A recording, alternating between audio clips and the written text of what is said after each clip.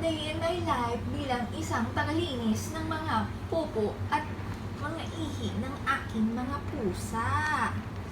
So, naisip ko kasi na pagbihisan siya ng damit na ganyan kasi marami akong biniling ganyan. So, puno kasya nga sa kanya kasi dati sa pusa ko yung bulag.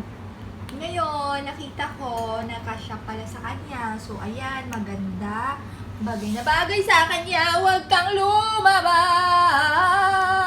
Huwag kang lumabas. Dandaran, dandan, dandan, dandan, dandan, dandan. O, diba? Wala ka na namang magawang matino sa iyong buhay, Christine. O, yun siya. O, diba? Say hi! Ang pangalan lang naman yan ay pangalan ko din. Siyempre, alam nyo naman ang nagpangalan yan. Si Michael. Si Christine May, the second daw yan. Eto si Christine May, the third. O, diba? Ang galing-galing magpangalan. Pinapakilala ko sa inyo ang aking pusang si Lolo. Si Lolo. Siya si Lolo Mabi. Siya yung pusang matanda na, pero masyado ng high blood. Maingay pa sa gabi, pero wag kang lumabas dyan. Yun, kakatapos na nila kumain, kinalat nila, o diba?